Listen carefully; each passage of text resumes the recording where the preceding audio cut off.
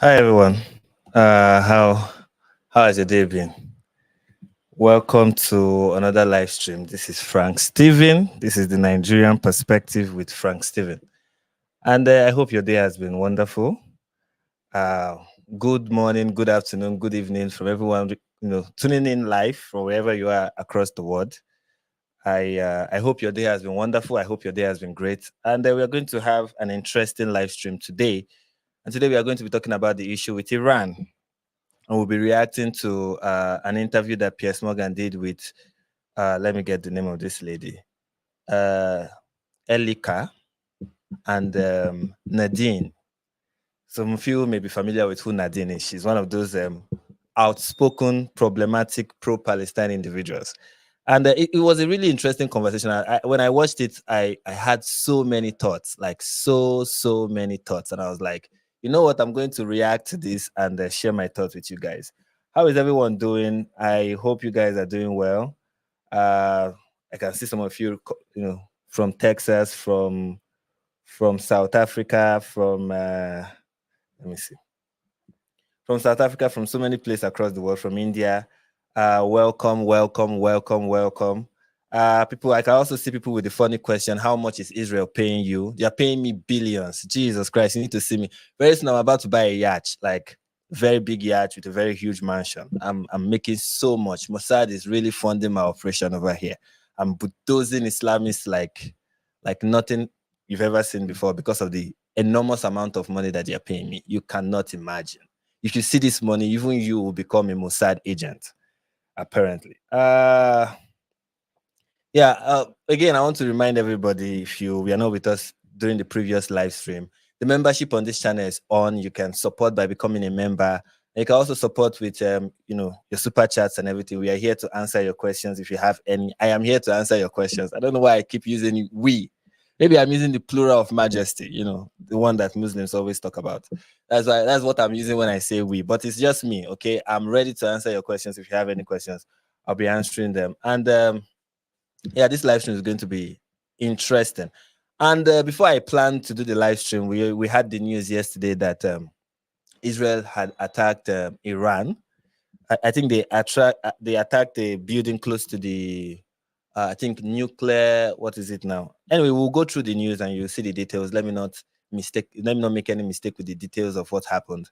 But a response by Israel has already happened, and the Middle East did not become a hotbed of conflict, huge conflict, like many people predicted. There's no World War III. None of that is happening. Okay, everybody can calm down now and relax.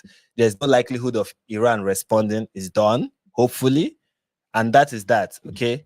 But we still have a lot of things that we need to discuss today with regards to Iran. And I want people to understand the issue with Iran. And one thing, when I look at the conversation happening about Iran, especially from the pro-Hamas, crowd or the pro-Palestine crowd, you notice people who are unwilling to pay attention to what the people in the country are saying.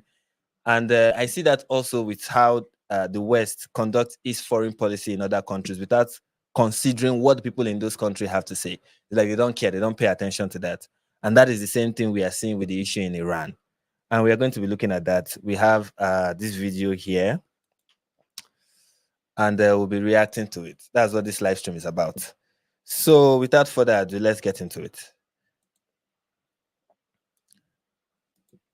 signals a real escalation here, and we might be teetering, if we're not careful, on a major war in the region. What's your take on this?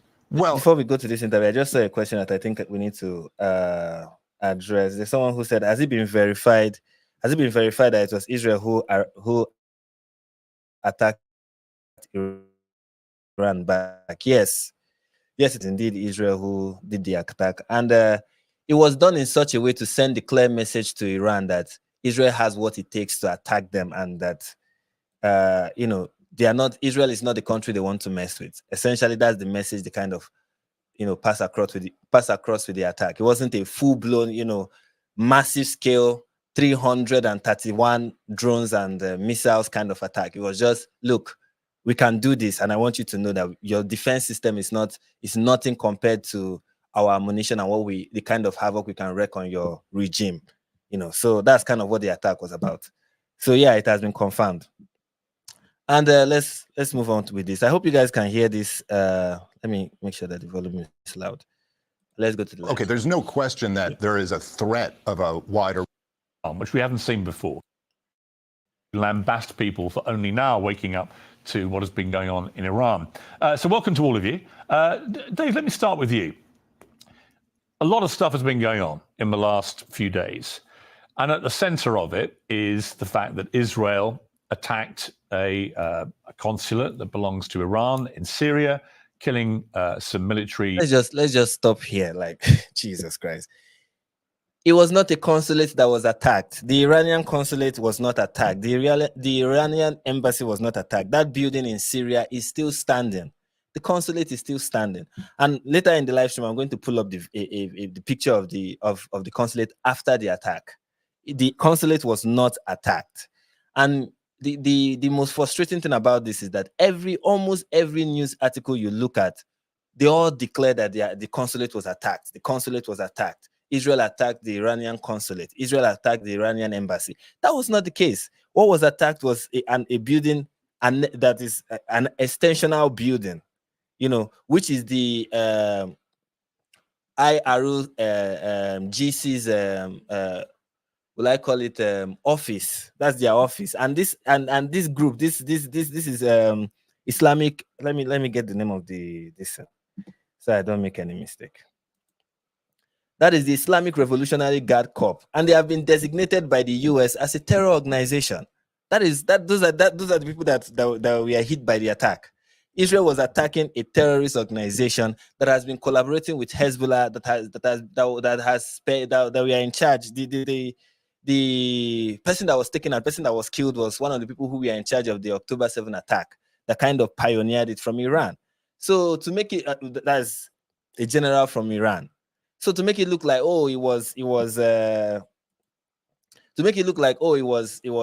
an attack on Iranian embassy. That was not the case. It was an attack on a terrorist group having a meeting in their office that is next to the Iranian embassy. That was what it was. But I mean, till this day, people keep saying the embassy was attacked. It was not. It's just important to put that fact out there. Leaders from Iran, and Iran, having signaled it would do this, responded with tremendous force, but also uniquely, directly at Israel from Iran, which we haven't seen before. Some people think this was just theater, that they warned people deliberately so that this would just be something that would be for the domestic audience at home. Others think it actually signals a real escalation here, and we might be teetering, if we're not careful, on a major war in the region. What's your take on this? Well, okay, there's no question that there is a threat of a wider war in the region, and that's been true long before these missiles went off. That's really been true since October 7th. You have a lot of dynamics with the Houthis, Hezbollah, and of course, Iran. This was clearly theater. I mean, they gave 7. I don't know why anybody would say this was clearly theater. You launched over 330 missiles and suicide drones, and you're like, yeah, we did all of that just for theater. Do people understand how ridiculous Iran looked after the attack? Like how the Sunni states, even Muslims who are Sunnis, are making fun of Iran for how much of a failure this attack was.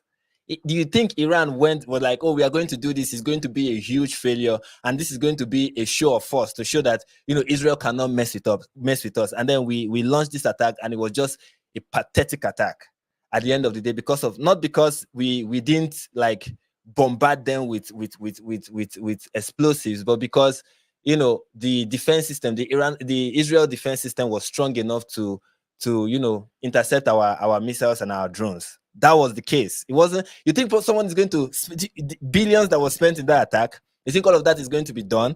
You know, such scale of attack is going to be done, and it's all just for show. Oh, we're just trying to show, because and this theory is based on the fact that Iran like gave warning, you know, many days before. Oh, because they gave this warning many days before, and you know, they were telling the world that we are going to attack. They made it known that they were going to attack because they did that for days. Therefore, they didn't really intend. They just wanted to save face. Okay, if they were trying to save face, if the goal of this mission was to save face, they failed because they look stupid right now. They don't look strong. They look very, very like pathetic. There is nothing. There was no show of strength here. What this exposed is just how strong Israel was and how weak Iran is. I mean, how strong Israel is and how weak Iran is. There's no show of strength here. And you think Iran is going to go through great lengths just to show how weak they are? And then we are going to call it, oh, it was just a show. Who are they showing? Who exactly are they showing? Because nobody is seeing anything.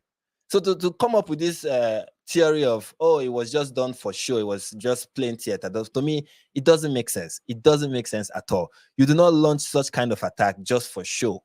You were intending, of course, I won't say Iran was intending that all of their missiles were going to land in Israel. No, they were not intending for that to happen, but they were intending that at least some of them, maybe 20% of them, will hit their target. But it turned out that 99% of them did not hit their target, and the ones that ended up, you know, landing in desert areas were caused only minimal damage to.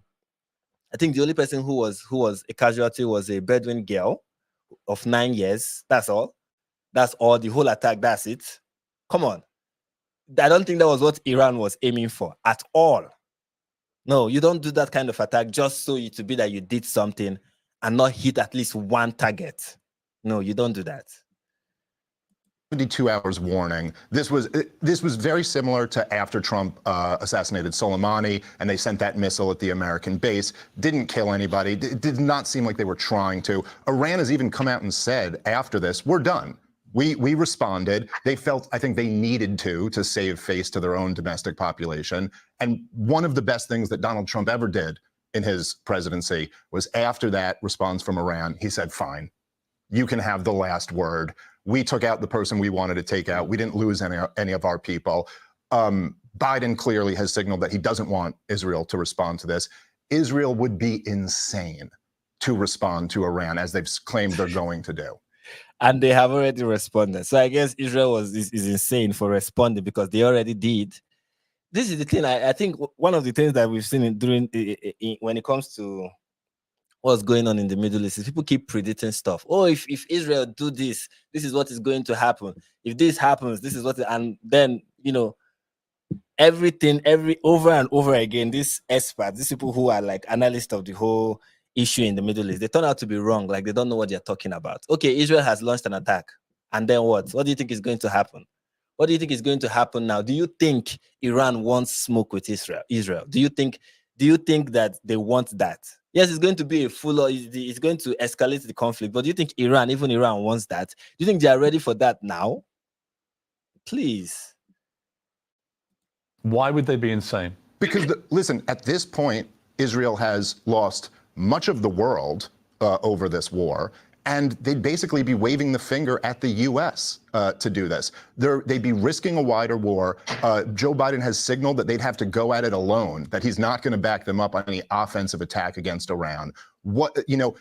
Every pro-Israeli person that I've ever met has always talked about the peril of Israel, that we're this tiny little country surrounded by all of these hostile nations, and there's so much anti-Semitism in the world. If that's the case, why would you intentionally try to make this a broader regional war? Okay, Deborah, why? I think that it's extremely important for us. I think Israel losing global support is that has been typical. It's not like every time the whole world has been like, yeah, we are fully in support of Israel. I don't think that has been the case. and they've always been. I mean, you have 1.9 billion Muslims, and according to the religion, support for Israel is not part of their tenets. It's not part of what they hold as as is anathema when it comes to Islam. So it has never been anything about, oh, look at how they are bombing Palestinians, therefore we hate them. That's always been Islam. The hatred for Israel has always been, we don't want a Jewish state here because, our religion demands that, the Jews should be under our feet. And this is one state where the Jews are not under our feet, and we can't allow that. That is what this conflict has been about. Whether Israel attacks Palestine or not, that is always the sentiment. This is just an opportunity for the Arab world and the Muslim world to express what they've always, a view that they've always held. That's what this is about. It's not like this idea of the whole world now, they hate the whole world is against Israel. Like 1.9 billion people in the world have been, for the most part, against Israel. This is just an opportunity for them to show it.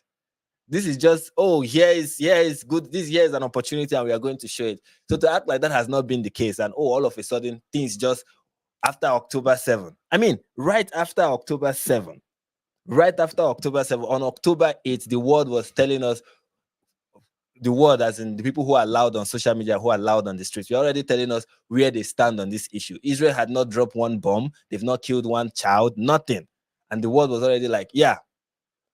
This is our stance on this. We think Israel should not retaliate. We think Israel should not get the hostage back. We think Israel should not launch an attack. Nothing. They should allow Hamas to get away with this. That was what the world was saying from day one.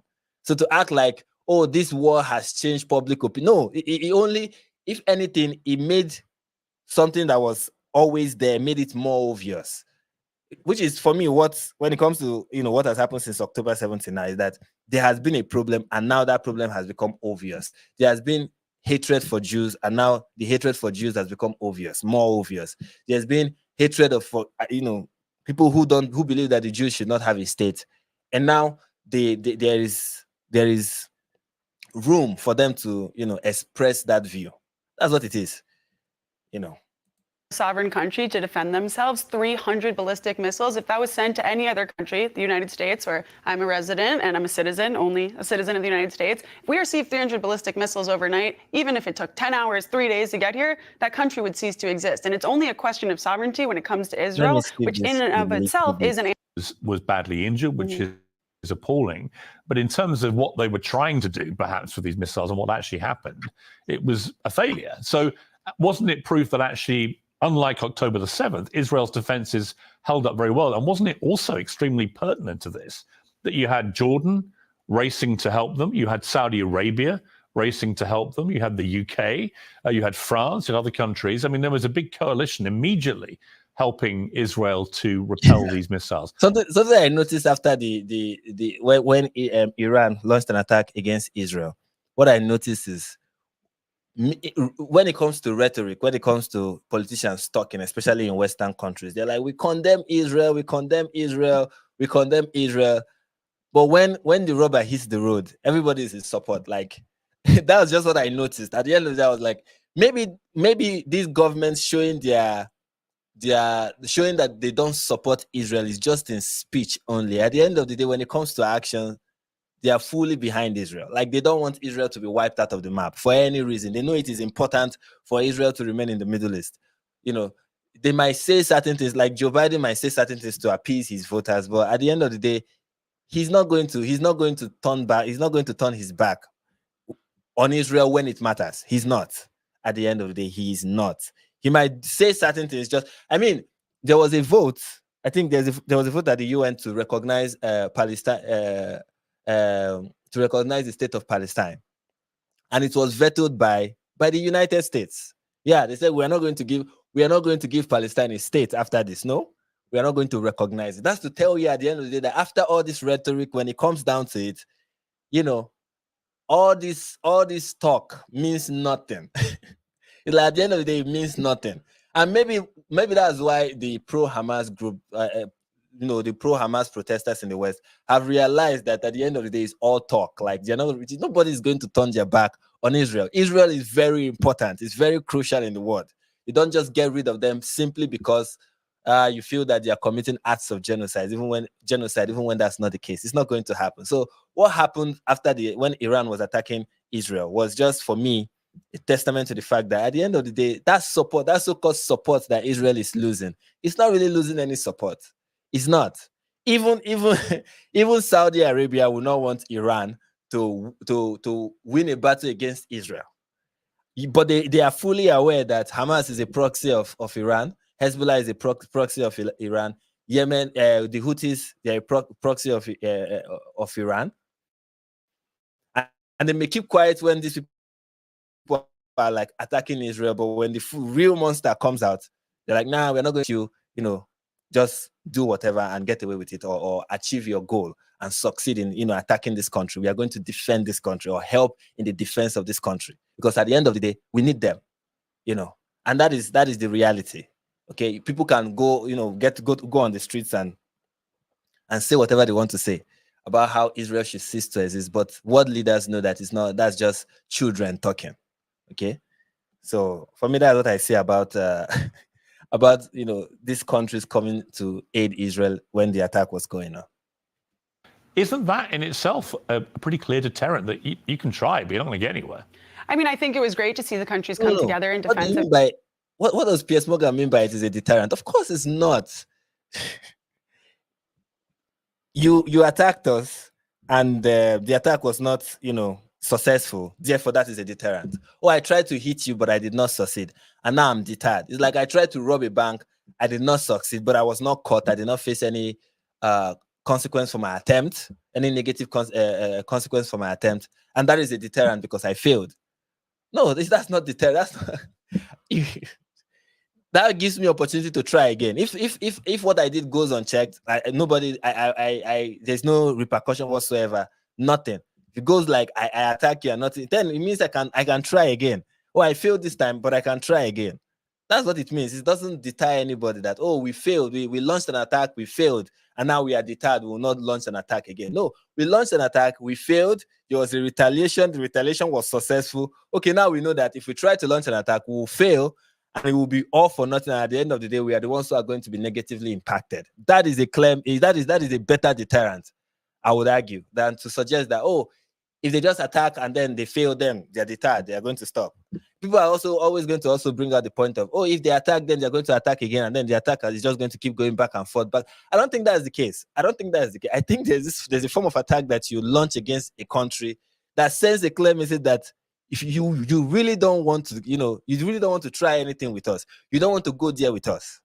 I believe that there's that kind of attack that sends that clear message. People always make it look like if you attack us, we're going to attack back. And then, no, after Hiroshima and Nagasaki, was there any other attack? No, there are attacks that you just, once it happens, we know this war is over. So let's not, pretend like, oh, it's just going to keep going back and forth.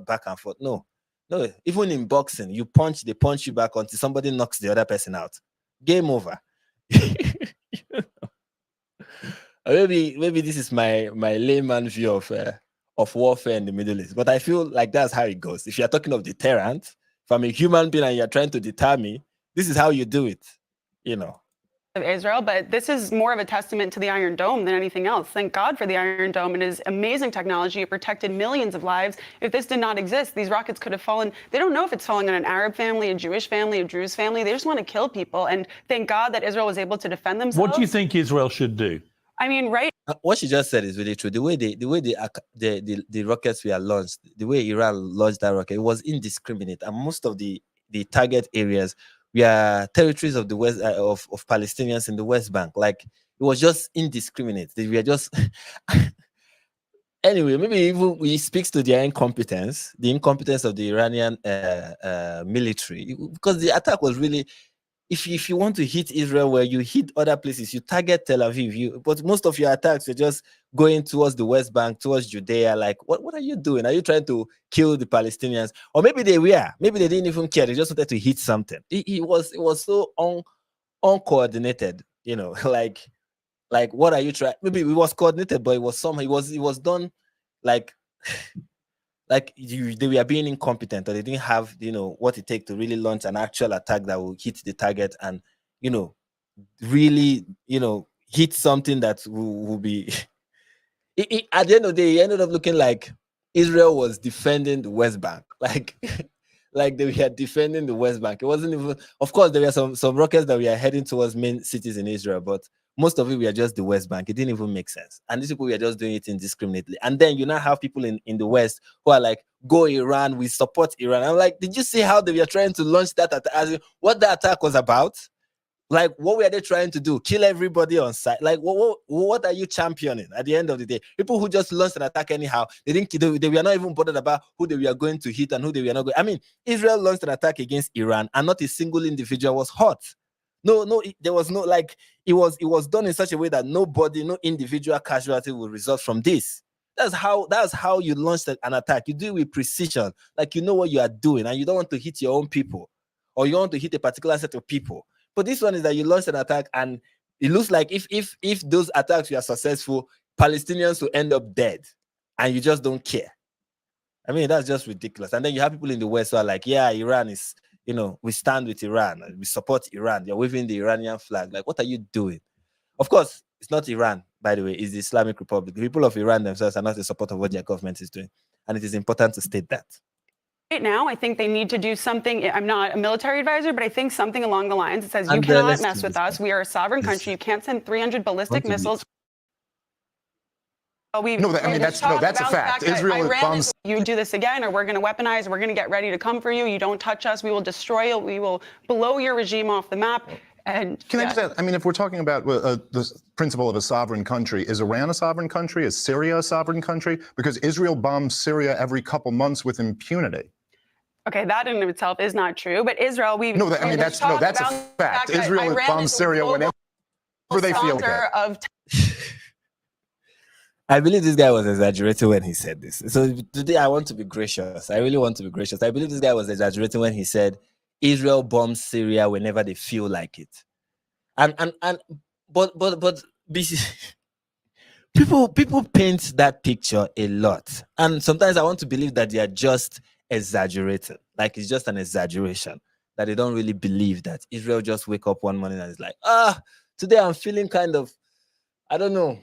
Let's bomb Syria. Like, let's hit Lebanon now. Who else are we going to bomb today? It's not like Israel wake up every morning and like, who are we going to bomb today? Like, really? You think that's how? You think they invest in their military, they get military aid from the United States just so they can just blow it on whoever they feel like blowing it on? Is that how they launch attack on places like Syria? They just wake up one morning and do whenever they feel like?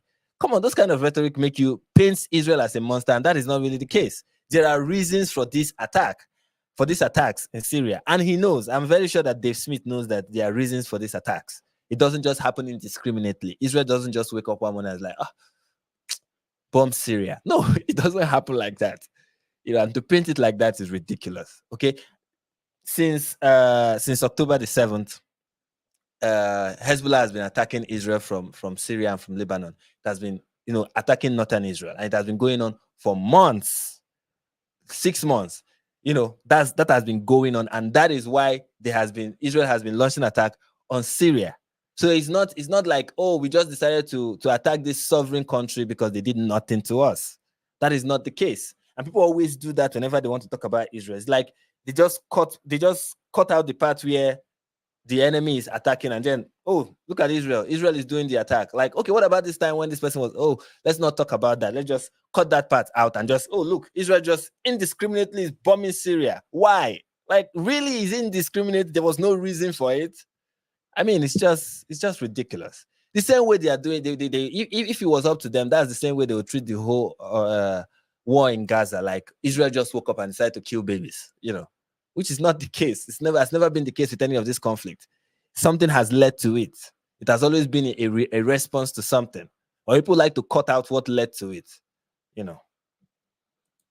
Terrorism. They support it. So they're not They support Hamas. They support no evidence. No evidence has been that they supported October 7th. That has nothing to do with their sovereignty. Listen, it is a separate attack, and that this is okay. a But you brought up the issue of a sovereign country, yes. And then as soon as I ask the question, we're pivoting to other things. First of all, our CIA has said that they believe the Iranians were shocked on. Oh please! When it comes to that report from the U.S. government, it's so clear to me at this point that when the US is like, we don't have proof that Iran is that, we don't have that they were, there's how they even couch it. They say directly involved. You know, we are not sure that they are directly involved with what happened on October 7th. We know that, you know, they support Hamas, they give Hamas money, they train Hamas soldiers, they help them with ammunition and stuff like that. But we are not sure that there is a direct connection between Iran and Hamas. There's this, especially with what happened on October 7th. We are not sure that there is this direct. I'm like, please, this is BS. Anybody who believes this thing is just wants to be fooled. Like, it's rubbish. Like, nobody's buying it. Nobody's buying this idea that Iran is not behind October 7th. Even their weapons we are fired among, like, when it comes to the war that is going on in Gaza, part of the weapon that is being used to fight the rockets, part of some of the rockets that are being launched by Hamas against Israel are made in Iran. So this idea that, oh no, Iran has nothing to do, it's not true. It's not true. As a matter of fact, here is it was reported in the, let me bring up the article. It was reported in the Wall Street Journal. Here's the Wall Street Journal article with the report. Said Iran helped plot attack on Israel over several weeks. That means the October 7th attack was with the assistance of Iran. This is the Wall Street Journal. Here's another article from the Wall Street Journal talking about this. This is there's another one saying Hamas fighters trained in Iran before October 7th attack. So you have Hamas supporters being trained in Iran. You have funding from Iran to Hamas. But when the attack happened, you're like, they were surprised. Yes, because we know that the saying that he that pays the piper dictates the tone does not apply here. It's just, you know, Iran just gave them this, you know, this military support, financial support, and they were not expecting anything in return. They were not expecting that this would be used against Israel. They were just equipping Hamas for the sake of equipping Hamas. I mean, just so that they can defend these people from what exactly? You know, it's so ridiculous when people say, no, there's no proof. It's that you don't want to see it. At this point, it's just, I don't want to see it. I want to believe what I know to be clear-cut American propaganda. At this point, it is propaganda. It is because it's clear. You just have to put two and two together to be like, if you are funding these people, if you are training their military, if you are doing this and that, for years now, supporting them, training them, is for what? You know, it's for what exactly? There's an article also I want us to look at with regards to this issue about who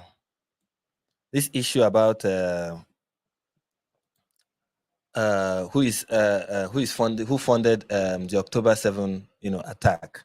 And the reason why I want to bring this out is so that we can really understand why it is indeed not it is more likely that Iran is responsible for October 7. Very more, as in the possibility of that is more.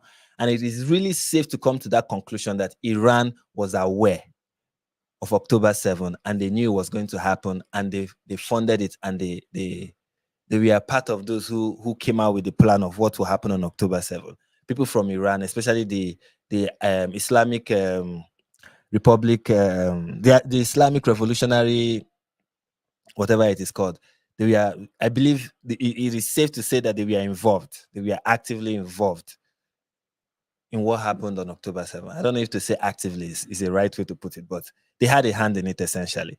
So here's the article. It said, Iran sponsored the October 7 massacre. America paid for it.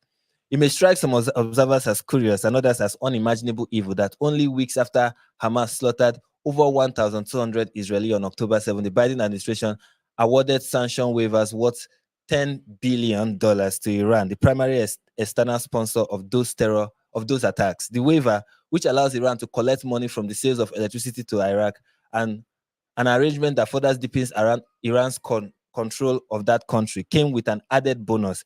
Iran will be allowed to convert the fund into euros, which it could spend immediately without the usual requirement that the money remain in escrow inside Iraq. The The prospect that Iran might immediately spend this money it receives on continuing to attack US bases in Iraq and Syria doesn't appear to have disrupted the deal either.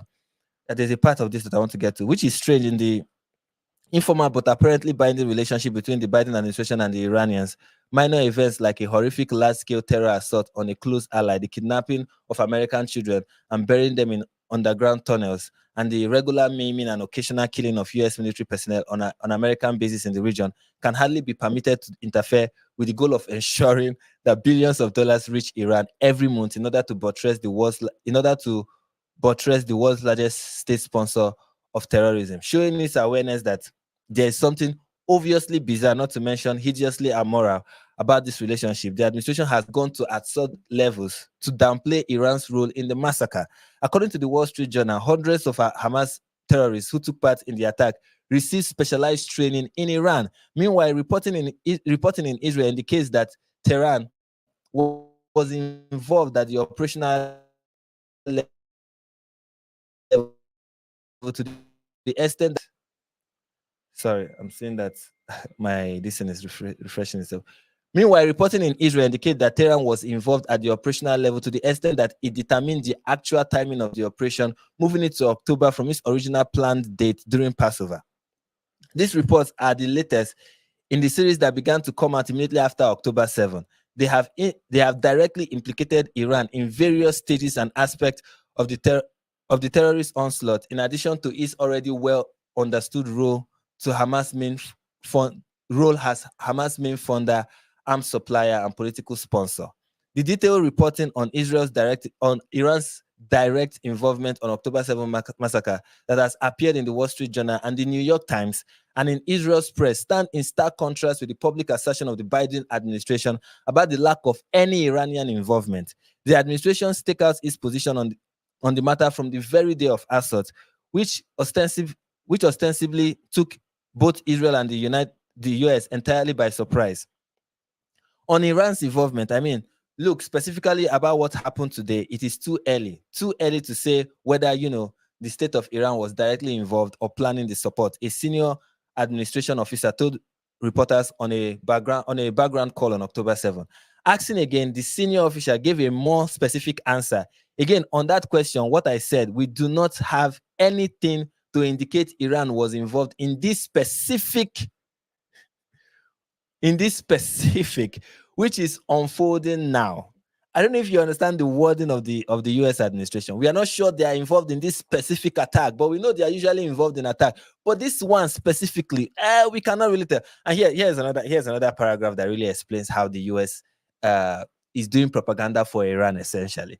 The weasel language the senior officer used in both answers set the tone for subsequent pronouncements and leaks on the subject, namely that no direct emphasis on the word direct evidence whatsoever existed that suggests the state of Iran was directly involved in planning and supporting this specific attack. Are you seeing how they are couching this statement? Directly, specifically. Like, we cannot really specifically tell that this very attack was actually from Iran. This one in particular is we need direct. Come on, you're sounding like a lawyer for Iran at this point. You're like Iran's Iran. The US. It's ridiculous. That's why I don't take it serious when the US is like, we cannot really tell if Iran is that. No, I don't buy it. I don't at all. Anyway, I just brought that up to explain to you why I feel the report from the US that we cannot say categorically. That's essentially what they're saying. We cannot say categorically that Iran is involved, even though we feel they are involved. We have reasonable ground to believe that they are involved. But we cannot say categorically when it comes to this specific attack. I wonder why. I wonder why they hold this. They choose to go this route. I wonder why. But to me, it doesn't make sense. Anyway, before we continue, let me get to 3 super chats that I have. This is from Call of Ghidorah. I hope I pronounced that correctly. Say hello from North Pagan in Sweden. Your videos are extremely interesting. If I may ask, what are some examples of creatures in Nigerian folklore? creatures in Nigerian folklore. They are not like mystical creatures in Nigerian folklore. We only have, as far as I can remember, we just have talking animals. We have fables, and we have gods. We have fables, and then we have gods. We have we have Amadioha in the east. We have Shango in the west, or Batala in the west. But those are not creatures. Those are like gods. They're like spirits. So mystical creatures, I'm not sure. Maybe right now I cannot think of any, but I don't think we have mystical creatures. But we have fables where animals talk. We have that, but I don't think we have mystical creatures. Anyways, this is from Nera Buffy. Thank you for the super chat. She said, "Thank you for your perspective, Frank. Very informative. Thank you. Thank you. It is my pleasure." And this is from Memes Daily. It's a love from India Hindu. How do you put it together? I know India is Hindu. It's supposed to be like that. Before Muslims came and made it look like all, usually it used to be that any person from, I'm not sure if I'm getting this correctly, but I think I am, that anybody from India is Hindu, is referred to as as somebody who is Hindu. But now you need to specify, because we now have Christians, sadly, or happily, not sadly, we have Christians, and we also have, sadly, Muslims. Yeah, do with that whatever you may. This is proof that I'm Islamophobic, okay? This is proof. Well, anyway, I recognize you from India, and please keep the super chats coming, and like this video so that the algorithm can push it out there and people will know that we are live. And someone is asking, isn't Hinduism the religion? Yes, it is. But before, any person from India is seen as Hindi or Hindu. But it's just like how Muslims will say a Muslim is anybody who submits to God, and also then with that say Jesus is a Muslim because he submitted to God, or when he was he did submit to God, so therefore he's a Muslim. In that same way, you can also say any person from India is actually seen as Hindi or a Hindu. Anyways, I digress. Let's continue with this video. October 7th. So there's no evidence has been provided that they were support in on this. Israel. It's the Islamic regime and the Islamic Republic that does not. Well, that's part of it, but the Islamic Republic has made life a living hell for Iranians. For many years, Iranian Jews lived there. There was a I'm sorry. This lady, she's pro-Israel, but I don't think she's doing a good job. In this interview, she was just jumping from one. She wasn't like really, really good at making the points that needed to be made. Anyway, let's hear from. Let me get to the part where Nadine was speaking. Whether it's the Houthis, whether it's Hezbollah, whether it's Hamas, whether it's Iran, why should they just in principle? They are, I mean, you put it right there. They are a tiny country surrounded by, I once interviewed Netanyahu in Jerusalem, and he took me to a map behind his desk. And it was quite a powerful thing he did. Performative, but powerful. He said, watch, and he put his hand on Saudi Arabia, he put his hand on Iran, his hand on Egypt. He went round all the big countries bordering Israel, and then he took his thumb and he went, watch, and he put his little thumb where Israel was, surrounded by these huge handprint countries.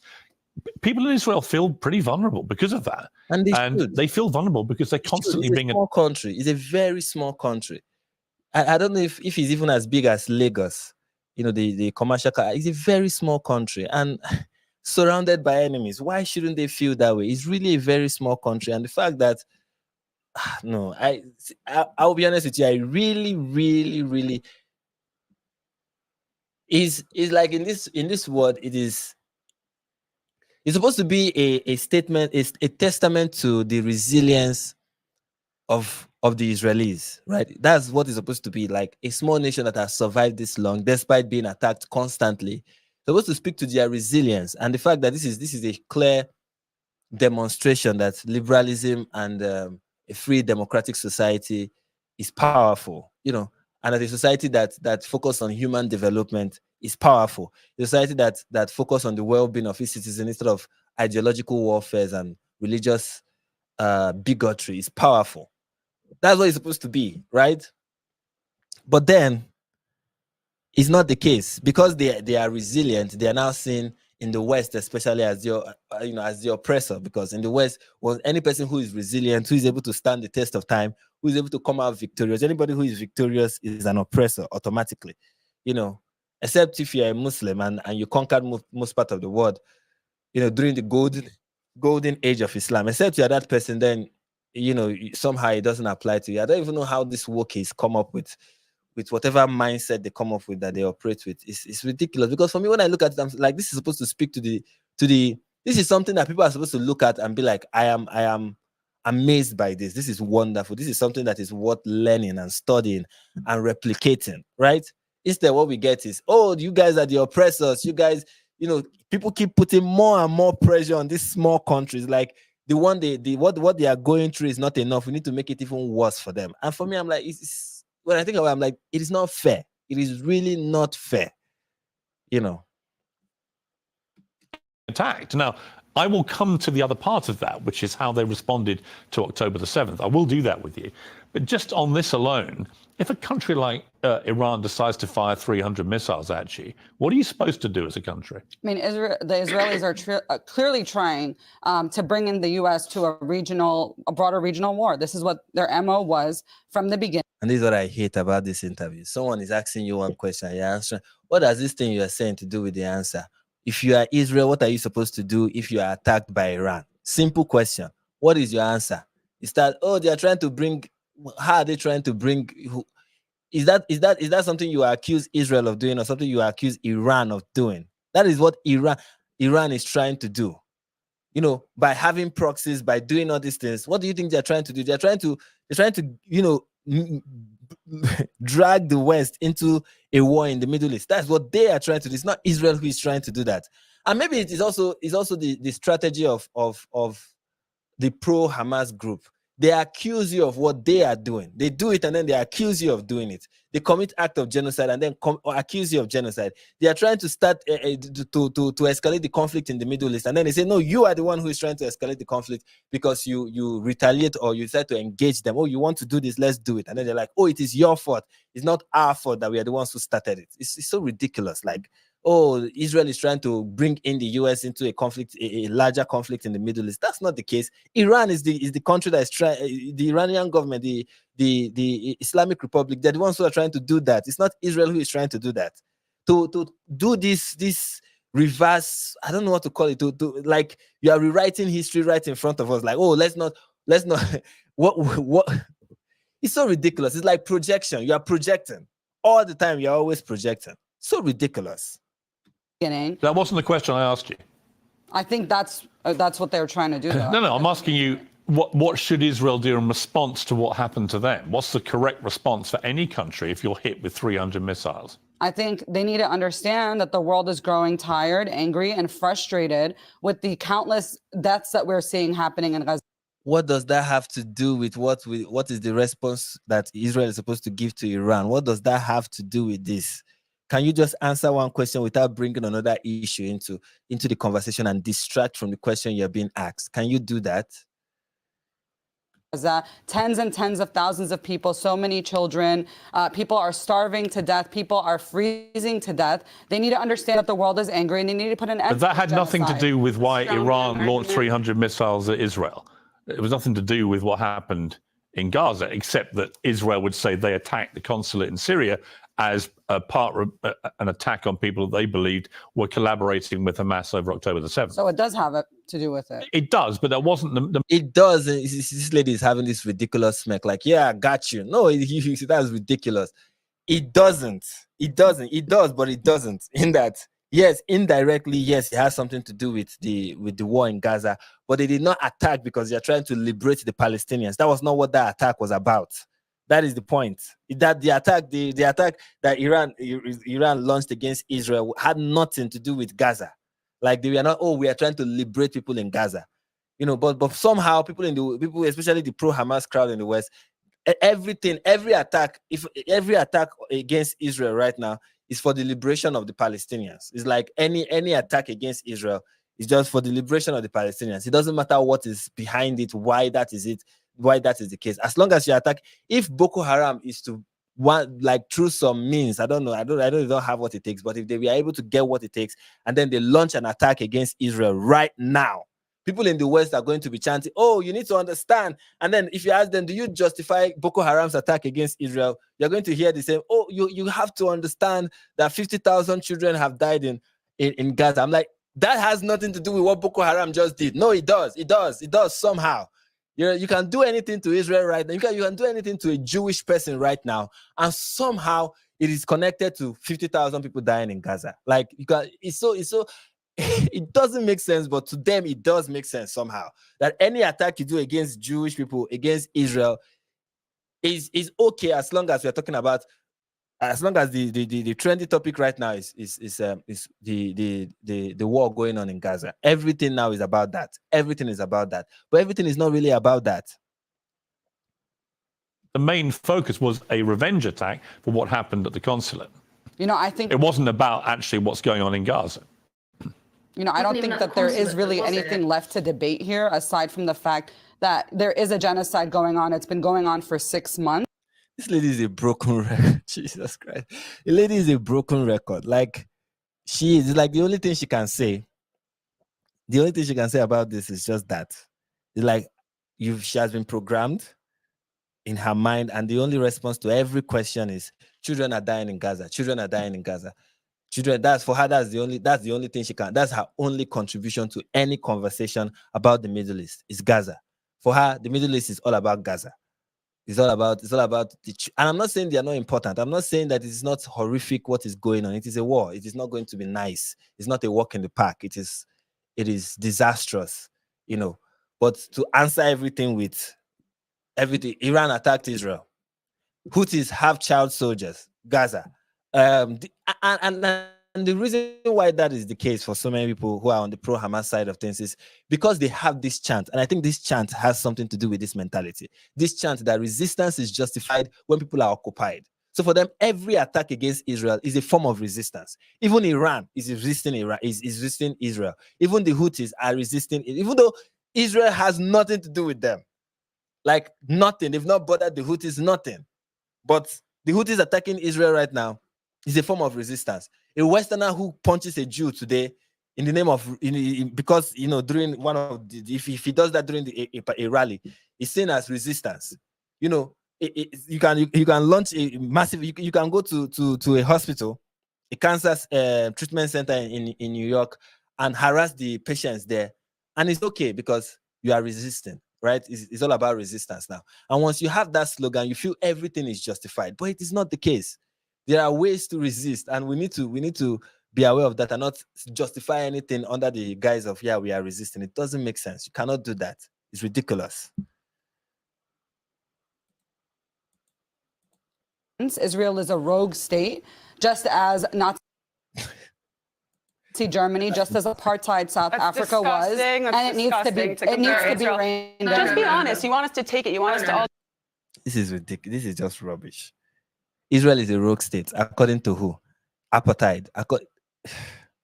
Here's another thing. And when I was watching this, my boy, it's just that I'm watching it for the second time, so I'm not as offended as I was or angry as I was when I was watching it the first time. When I watched this the first time, I was like, this is what happens when all your everything, every cause you have to champion, you have to somehow relate it to something that happened in the past. If we are up to these people, they will liken what is happening in Gaza to Jim Crow. They will liken what is happening to Gaza to slavery, to being on slave ships. They will do that. They will liken what is happening to Gaza to just any atrocity in the past, even though there is a huge difference between what is happening in Gaza and any of those atrocities. They've called Israel, the state of Israel, a colonialist occupier, even when that is not the case. But that is the only thing in history. Somehow they feel for our cause to be legitimate, right? We have to liken it to something that happened in the past, even though it has nothing at all with what happened in the past. What is happening in Gaza has nothing no similarity with apartheid in South Africa. It has no similarity with colonialism. It has no similarity with they've even accused Israel, the state of Israel, of being like Nazi Germany. It has no similarity with that. Has no similarity with what rogue states, whatever that means. It has no similarity with any of this, but they are just going to keep throwing these things because that's the only argument they have, to liken it with something. And once they're able to invoke certain, and you know, everybody knows that there's like when such comparisons are made, it invokes certain emotion, and that is all they want to achieve, to invoke that emotion, to make you be like, oh Jesus, this is something bad that is happening, that has happened before, and this is my opportunity to be Martin Luther King, to be Rosa Parks, to be those in the civil rights movement. When in reality it is not. It is really not. There are no similarities at all. Instead of looking at this as a unique situation, a unique crisis, no, let us liken it to something in the past, and then have everybody on our side when we claim to be the part of this, when we identify our side as the oppressed, people who we are oppressed historically. That's essentially what these people are doing. And it shows that they have no arguments. They just want to evoke emotions. That's it. And before I continue, let me look at some of the super chats that we just had. This is from sorry, I don't want to butcher your name, so let me not pronounce it. Thank you for the super sticker. This is from Fizz Brain. Love your content. Thank you so much. This is from West Girl. Thank you for the super chat. And this is from Friso. I don't know why sometimes whenever I'm live, to pronounce words that I'm not familiar with becomes a problem for me. Anyways, this person said, love from America. Not all of us are stupid. I strongly believe that not all of you are. It's just, I understand that what's happening in the West is that those who are stupid are now the loudest. Of course, it is not always the case that everybody is. And no, I do not believe that for a bit. That, when people see things that are happening in the West and they're like, the West is lost. Sometimes I may say that, but I feel no, not yet. Not yet. And there is hope for the West. There is hope for the world as a whole. And this is from Team May. Thanks for the super sticker. This is from I think I've seen this before, or is this another one? Thank you so much if it is. Well, I think it's another one. Thank you so much. And this is from Nigerian Prince. Islam is a religion. I like the username and I like the message. I like that. I like messages like that. Keep it coming. Anyways, let's before she continues rambling, I want us to hear from the Iranian woman in the panel. I want us to hear from her. Iranian amongst us. You were born there. So what is your response to what you've heard so far?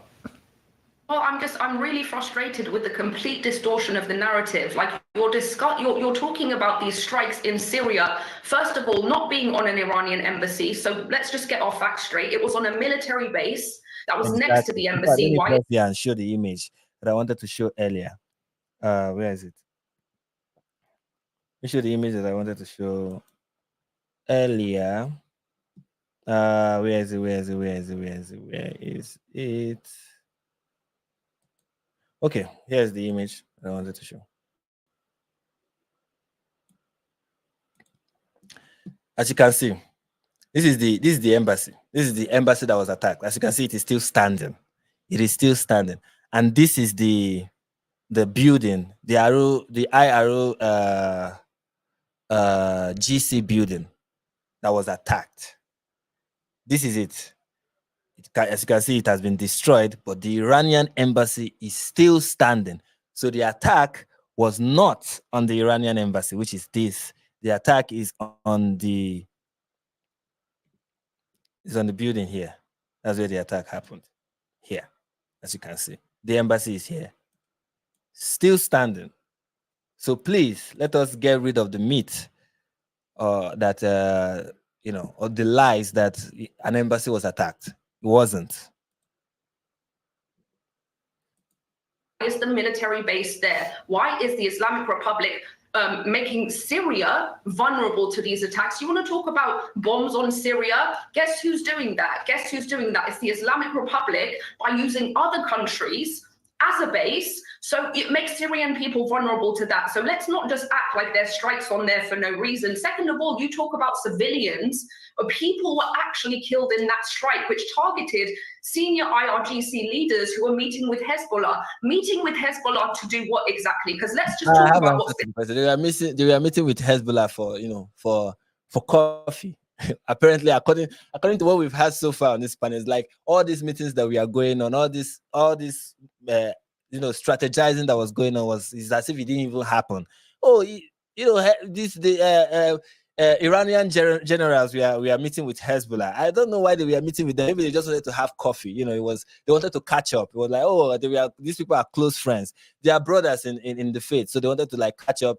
Talk about their love for humanity, talk about how they want to make the world a better place. That's essentially what Iran was doing in Syria. That's what the meeting with Hezbollah was about, right? How to make the world a better place. So that is so bad that Israel will attack them, because they were planning world peace right there. That was what they were planning. So ridiculous when people make it look like these people are not terrible people. These are not evil guys planning evil things, planning attacks on innocent civilians. That's not what they were trying to do. They were just meeting over coffee. Been happening for the past 6 months, much less the past 4 decades, which is that we have seen October 7th, okay, which was an act of war. Let's be clear. Wait, let me pause for a minute. I know I'm getting sidetracked here, but I want to respond to this. This is from Emmanuel Campbell. Say, focus on LGBTQ in your church. You marrying them. Okay. Since you brought that up, I want to show you something. You may not know this, but I want to show it to you. I want to show it to you. Where's that? I want to show you this wonderful image. You'll like it. Where's that? Sorry, guys. I just want to pull up something real quick. Okay, here it is.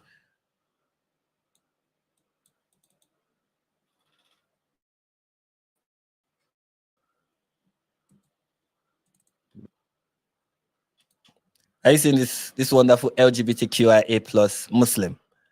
Yeah, this is Islam, guys. Anyway, let me play it because I like this video.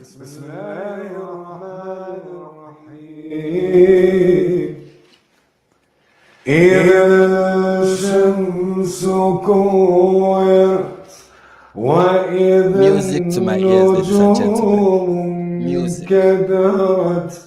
وإذا الجبال سيرت وإذا العشار عطلت وإذا الوحوش حشرت وإذا البحار سجرت. And this is beautiful. This is part of the reason why people are like, the call to prayer is one of the most beautiful sound they've ever had in their life. This right here is the reason, okay? He's going to play to the end. It's really going to, because of that person who made that statement, this is going to play to the end. This is the reason. When people say the call to prayer is one of the most amazing sound they've ever had in their life, this is the reason, okay? So please keep watching. Keep watching this brave, stunning, and beautiful Muslim,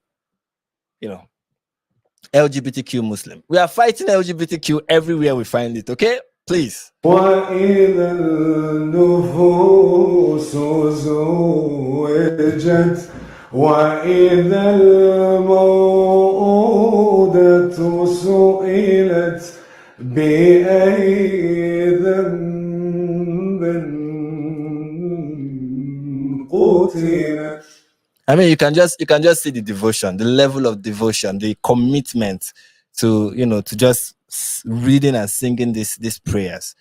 I've not seen such level of commitment among just the regular average Muslim. This is epic right here. Okay. Speaking of devotion, let's continue watching. Allah. شنو أنت؟ إله الكون. Okay, we are done.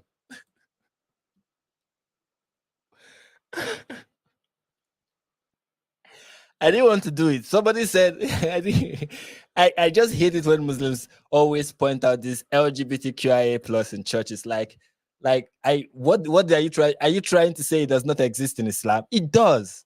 It does. Do you think this is a problem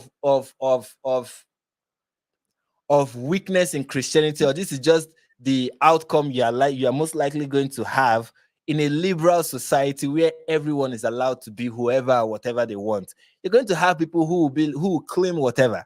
What are we supposed to do about them? Hang them? In a liberal society, people can do that, and it doesn't matter what religion. Okay, maybe that is why Muslims hate liberalism so much.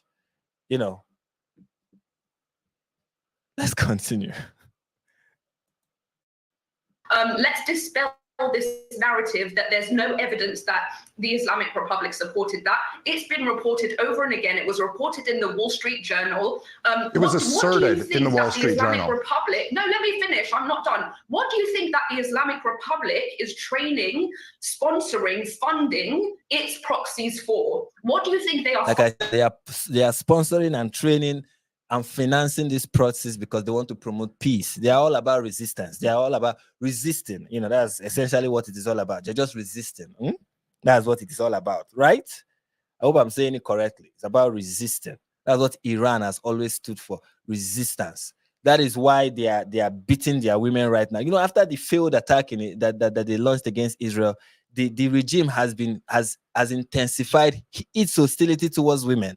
They have intensified it after this failed attack. That's what they are doing right now.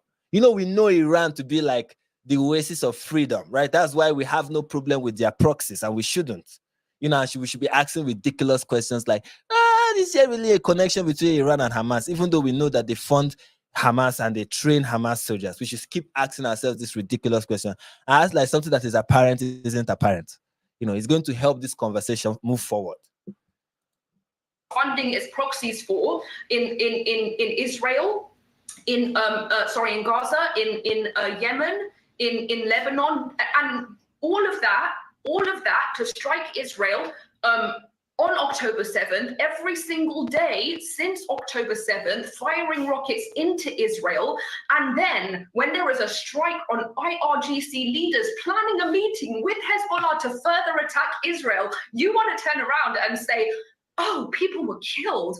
Guess who was killed? The people that were killed are the people when the Islamic Republic struck Israeli embassies in different countries, actual civilians, okay? Not military senior personnel. And guess who else would have been killed if it wasn't for the Iron Dome? 300 rockets, you're talking about hundreds and thousands of deaths. So you're relying on the fact that there was an Iron Dome to protect the fact, like, oh, well, nothing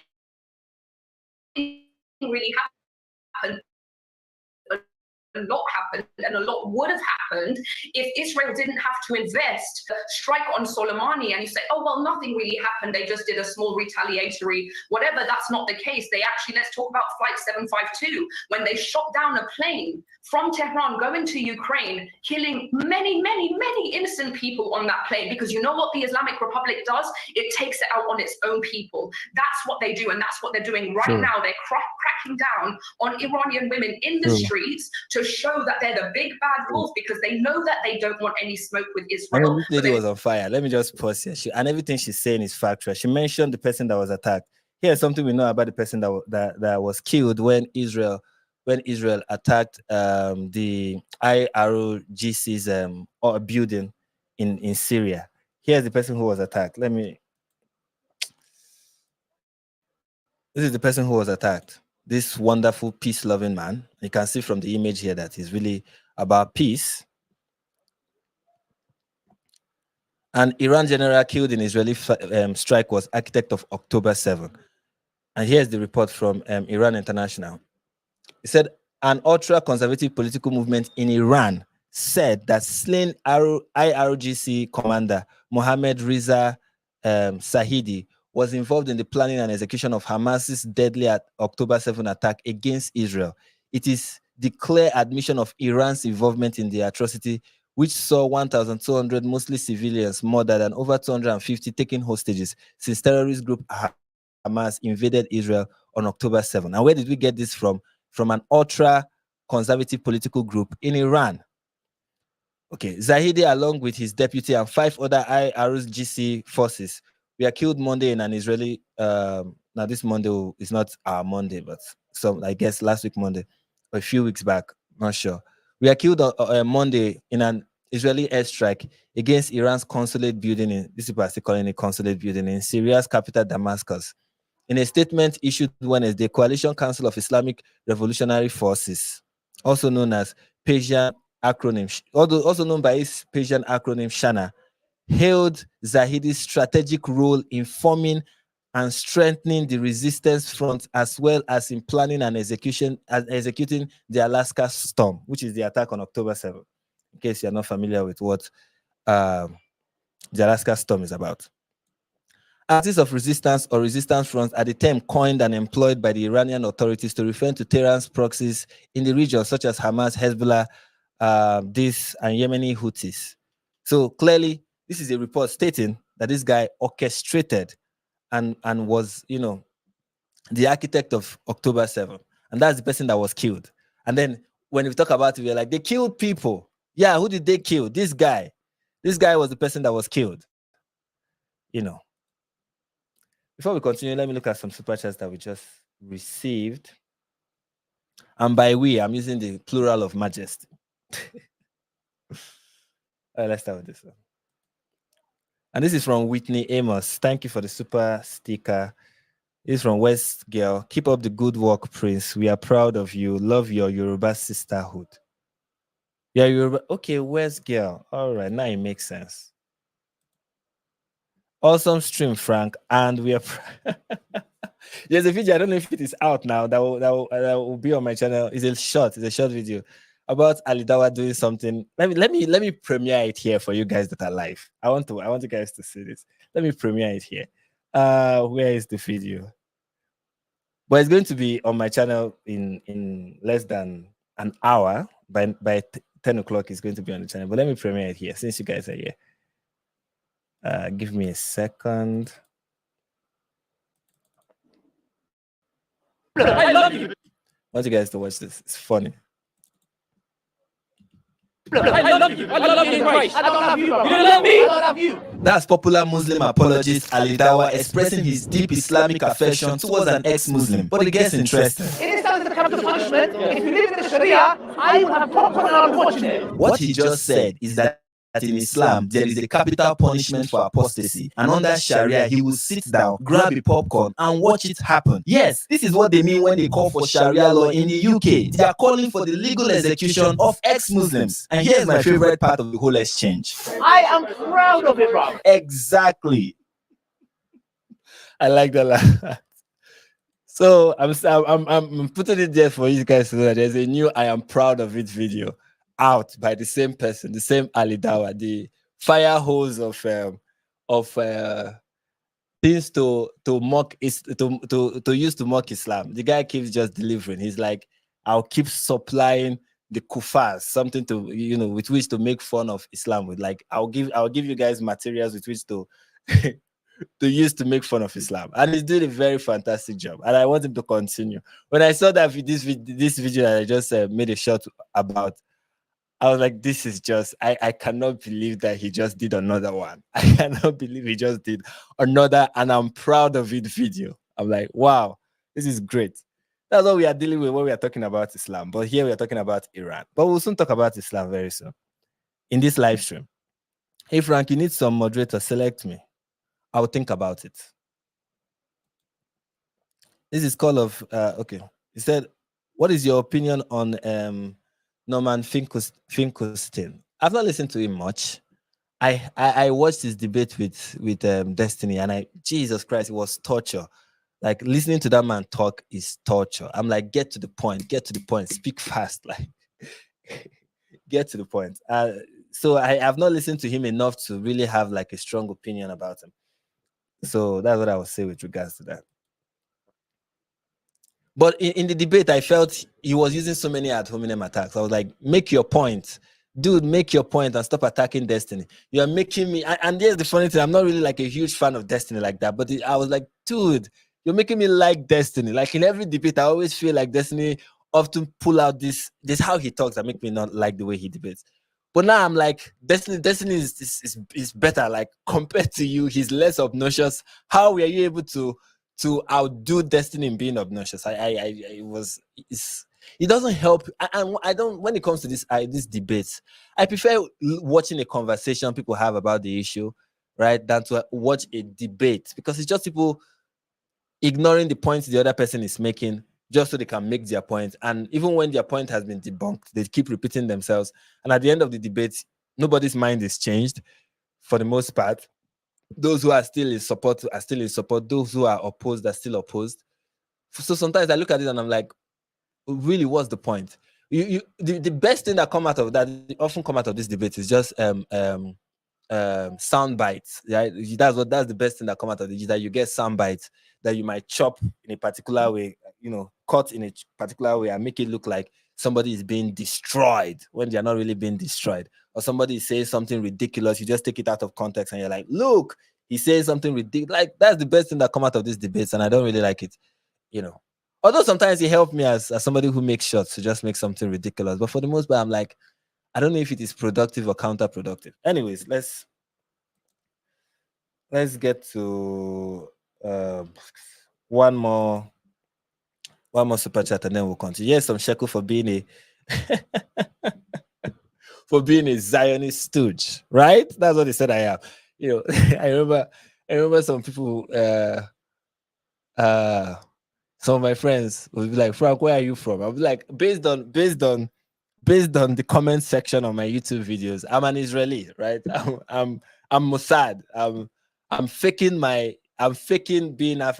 this whole African thing just to make people believe that I'm from Africa, but actually I'm from Israel. I'm a Zionist. Of course, because I believe Israel has the right to exist, I'm automatically a Zionist. So I'm all of those things. I'm everything you think I am. I am everything and more. Anyways, let's continue. I want to remind you who they are, and guess who they're taking it out on the Iranian people. And this is where we draw the line. We draw the line at this vocal support for the Islamic Republic being framed as the victim in this story that they have been orchestrating for decades, orchestrating terrorism, regional stability for decades. You want to talk about the Houthis that are fighting? Actually, she's right. When it comes to peace in the Middle East, one of the enemies of peace in the Middle East is Iran. And it's really shocking to see people in the West, especially these college students, support and as in chant for Iran, wave the Islamic Republic's, the flag of the Islamic Republic, hold pictures of the Ayatollah and stuff like that. I'm like, you cannot claim to be for peace, for progress, for stability, for human flourishing, and you're like, I support the Islamic Republic. That is one government that has to go. It does not stand for anything peaceful at all. It is the opposite, the complete opposite of anything peaceful and progressive in the West. They talk about anything that will be for the benefit of people for the West, for the Middle East. Anything that will be of benefit for people in the Middle East. Iran is completely opposed to it. That is why they are funding so many of these organizations, these terror organizations, to carry out terrorist act of terrorism. They want to stoke instability in the Middle East. They want to do that. That's what the regime is about. And in their own country, in Iran, the country where they are ruling, they are brutal dictators. These people are brutal. What they do to citizens is brutal. And then you see people in the West like, yes, because you have, it's really like one of the most abhorrent things to see come out of this pro-Hamas rallies in the West. Like, to see that is like, you really have lost the plot. Like, your moral compass is completely broken. If that is your view, it is completely broken. I remember somebody asking me, why would you as a Nigerian be opposed to Iran? And I'm like, I'm opposed to Iran because there is one of the spokespersons for terrorism in northern Nigeria.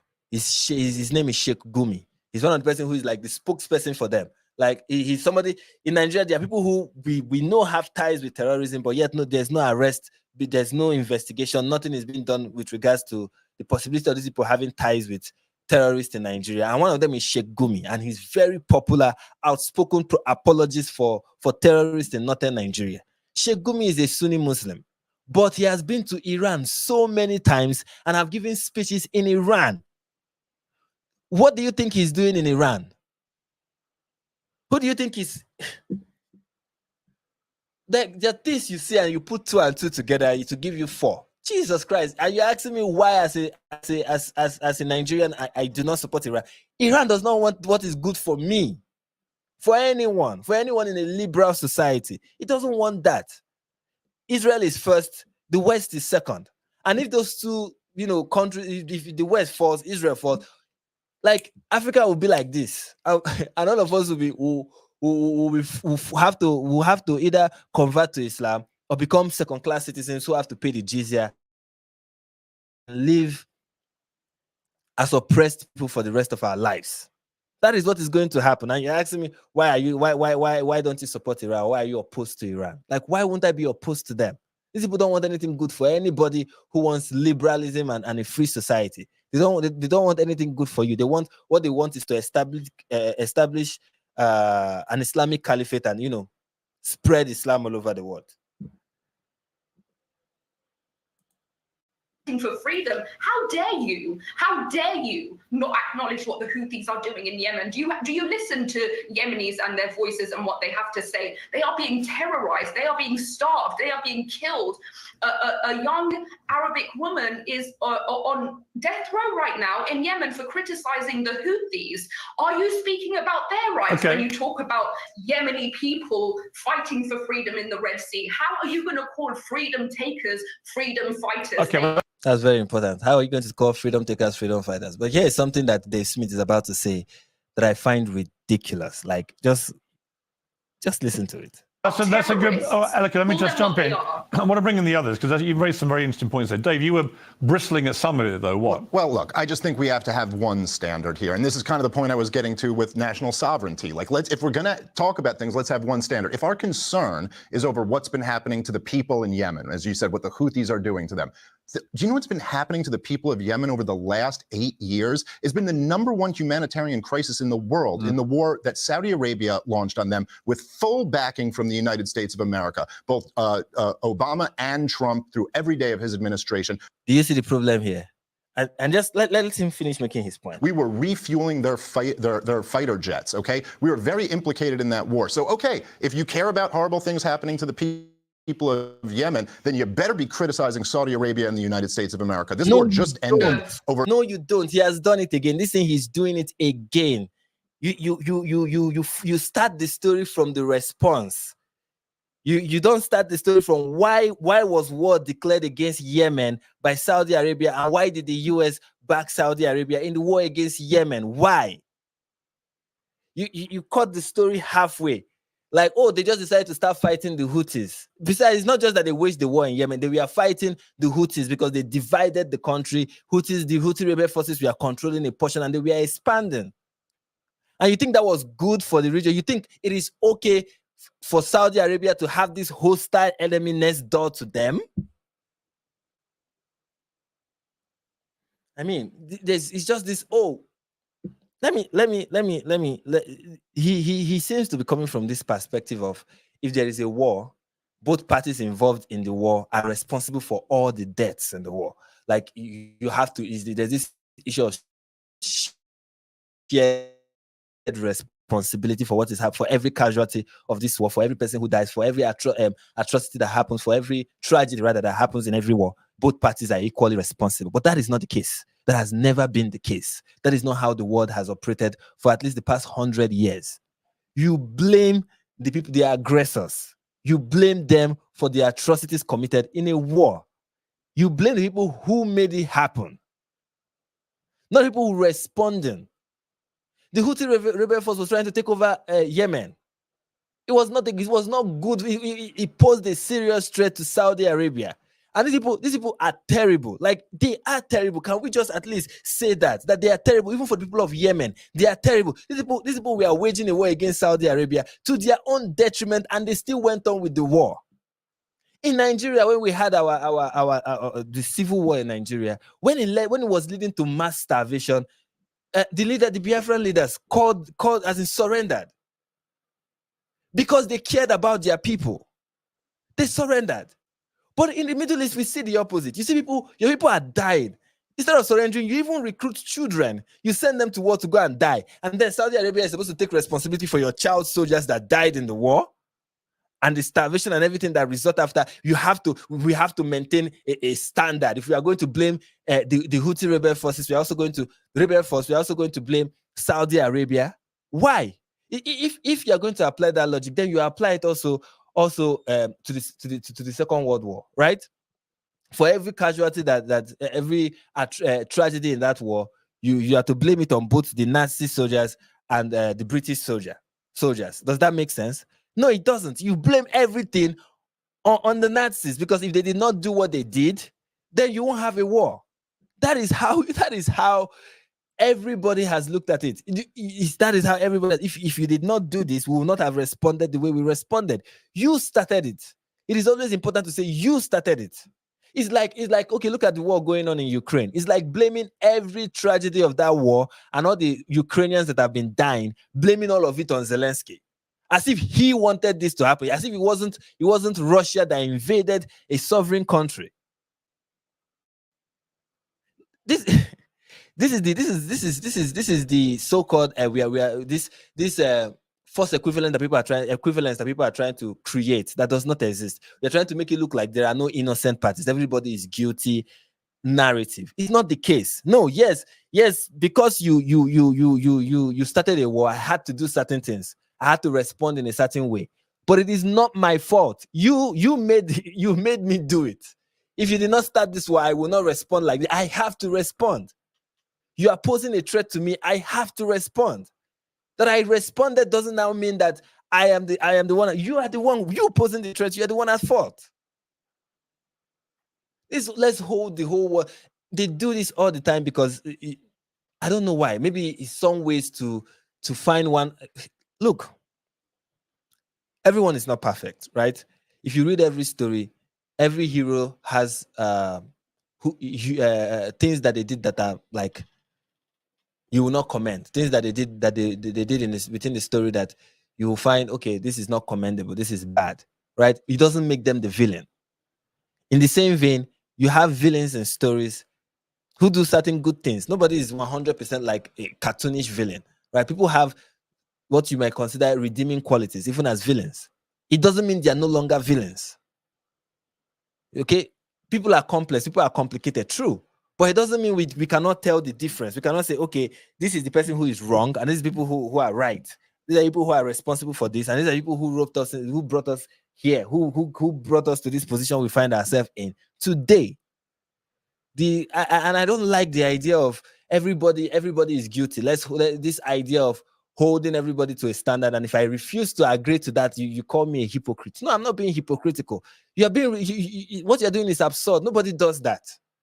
In the name of being fair and being balanced and not being hypocritical. It doesn't make sense that you started a war, you launched 5 rockets, I launched 10, and you're like, oh, for the tragedies that happen in this war, you cannot say you're not guilty. No, I can say I'm not guilty because, I mean, even in the law, in every law of every country, self-defense is not as in killing someone in self-defense, it's not murder, but you've taken a life. Yet you're not considered it's not considered murder because you are defending yourself. Because even the law recognizes that you won't have done this if you were not put in that situation. Who is to blame in the case of self-defense is the person who you are defending yourself against. They're the ones who brought it upon themselves, not you. Now, we cannot still apply the same thing in every other conflict that happened in the world, and then we make this exception when we are talking about Israel. It's like, why are you doing it? It doesn't make sense. And I've been rambling. I've been freaking rambling. Let me get to some of these super chats and see how we can conclude this video before it gets to well over 2 hours. This is from cannot pronounce your name correctly, so let me not even try. Love your vids. It's not much, but thank you for your work. Oh, I really appreciate it. I really do. Thank you so much. This is from Rainbow, praying for peace in Israel. I am too. Anyway, I will give my closing thoughts on what I think about the conflict towards the end of this video. But let me get to the super chat, get to a particular portion of this video I want to address, and then call it a day. Lord Jesus, let your kingdom come on earth as it is in heaven. Removes the veil from the eyes of the woke shippers. Reign, Jesus. Amen.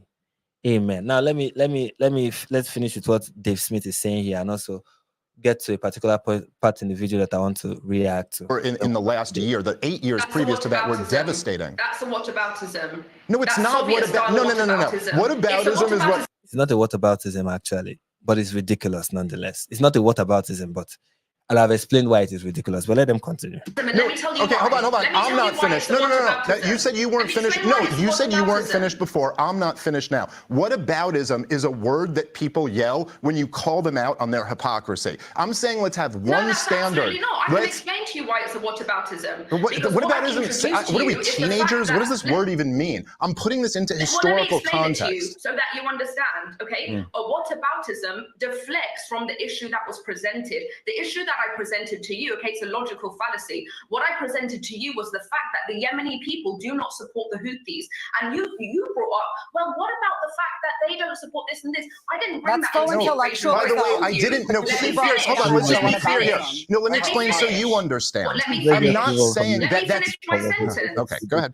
What I told you is that the Yemeni people have been vocal. If you would listen to their voices, you don't listen to their voices because the radical and extremist voices are the ones that are propped up, okay, by the algorithm, by the media, and the people on the ground that are telling you they don't support the Let's get to this. about that at all. But when I see what's been going on with sections, and they're sections, it's not the whole protest crowds, it's unnerving to see this kind of hatred for America from people living here. Well, I'd just like to start off by saying that the protests have still been peaceful. You know, Oh, please. This is the same summer of love talking point. Oh, it has been mostly peaceful. You don't mean it, please. When it's not violent, it is stupid. The protests in the West for Hamas or for Palestine, whatever they want to call it, when it is not violent, it is stupid. phrases and actions that have been taken at the protest haven't actually been violent. They haven't harmed anyone, and I don't think we should focus. What do you think about people chanting "Death to America" as they did in one video clip? I think that that's just a phrase maybe said by an individual. Well, no, the whole crowd.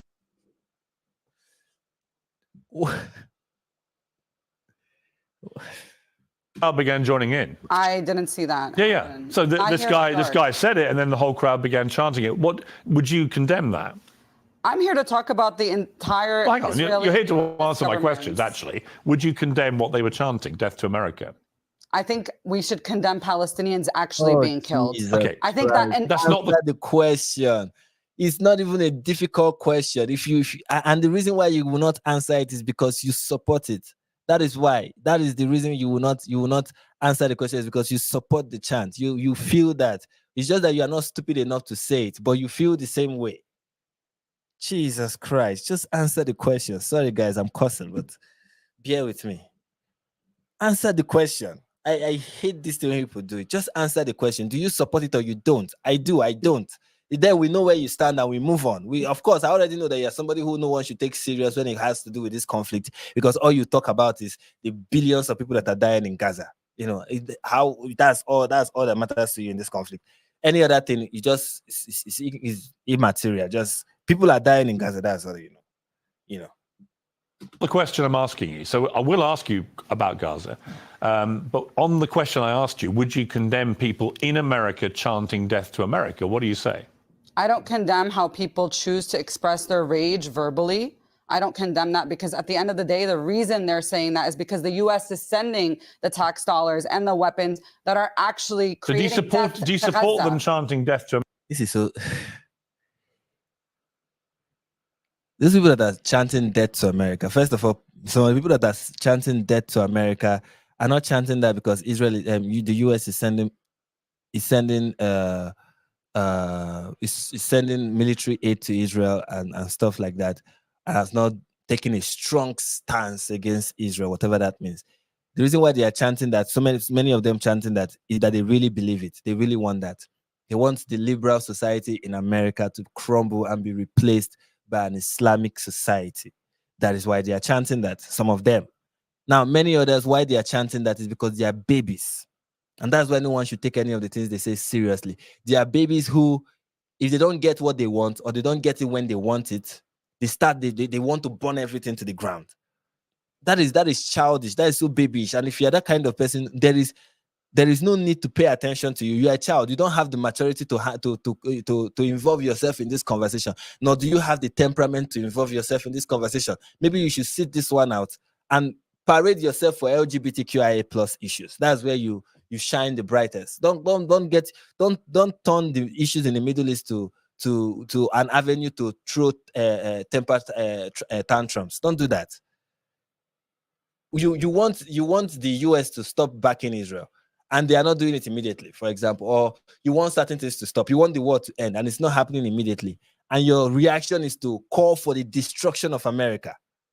Like, are you wise? Are you not just being stupid? And you're like, oh, these people are just airing their grievance. Who has offended them? The people that are suffering, I don't know, in Palestine, who have offended any of these people in the West? Why do they want to bring America, destroy America because of one conflict? Is any bomb landing in their houses? Is anyone shooting at them? Are they in any war zone? You know, I empathize with the Palestinians. I know what they are going through. How do you know what they are going through? Because you watched 2 videos from Pallywood.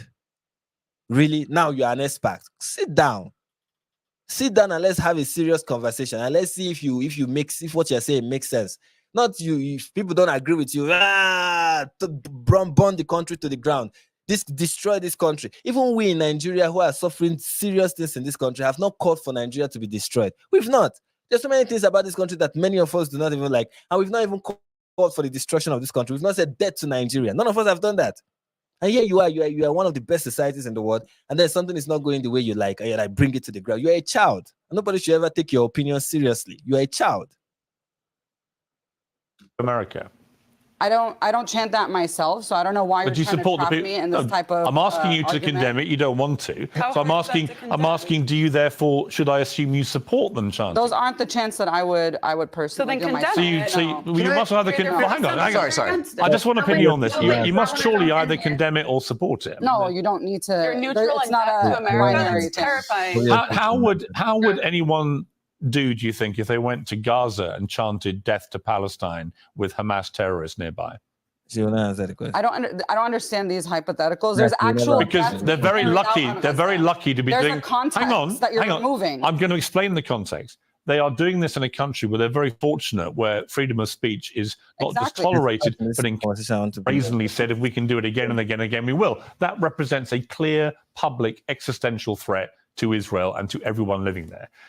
How does Israel get rid of Hamas, who want to eliminate them, in any different way to the way they're doing it, albeit with the catastrophic death toll, with the appalling humanitarian crisis and everything? When you have a terrorist organization embedded amongst the civilian population, with all the tunneling that's now been found and so on, is there any other way they could do this? So if you accept that they have a justification in getting rid of a terror group that wants to destroy them, is there a different way to do this?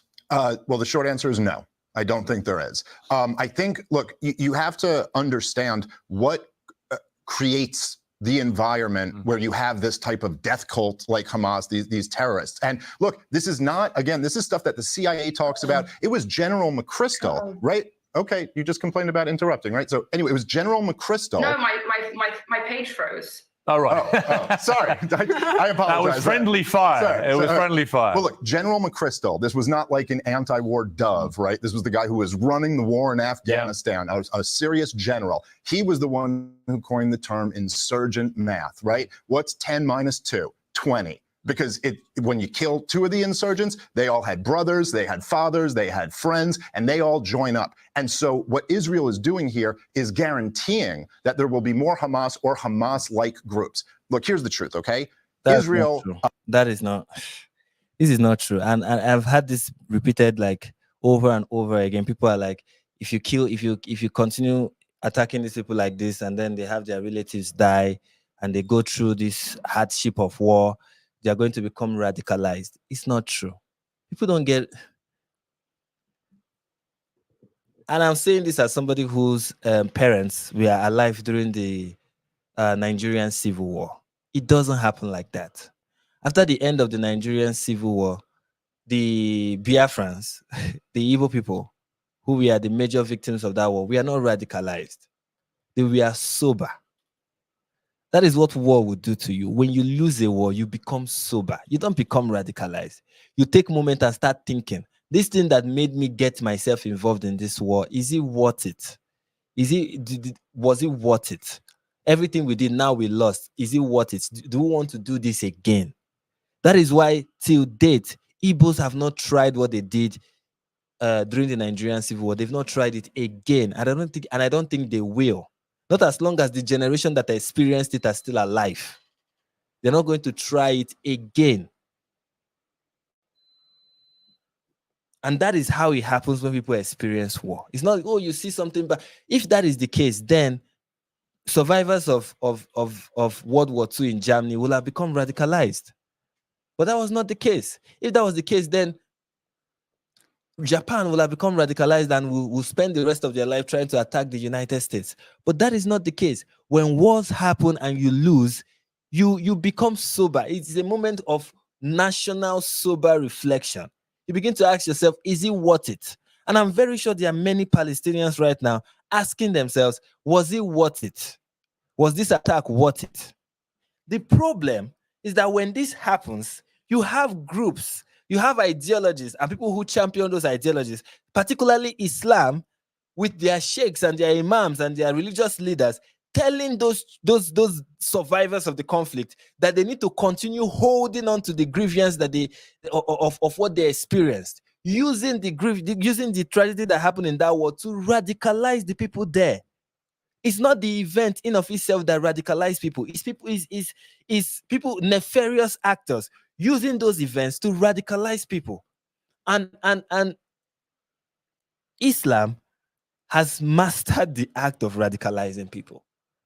You need to understand that you cannot keep blaming it on circumstances. You have to blame it on ideology, because there are many people who have been through similar and even worse circumstances that have not become radicalized. In this country, everybody in Nigeria, the country I'm in, everybody is poor. Everybody is facing the same, not everybody, okay, not everybody is poor. Many people are poor. Many people are facing the same hardship that we are all facing under this current administration, with all their, serious level of incompetency and corruption. We are facing the same thing. Yet we have Islamic terrorists. And every time we talk about Islamic terrorism in the north, people blame it on poverty. They blame it on poverty in the country. They're like, oh, if on lack of education.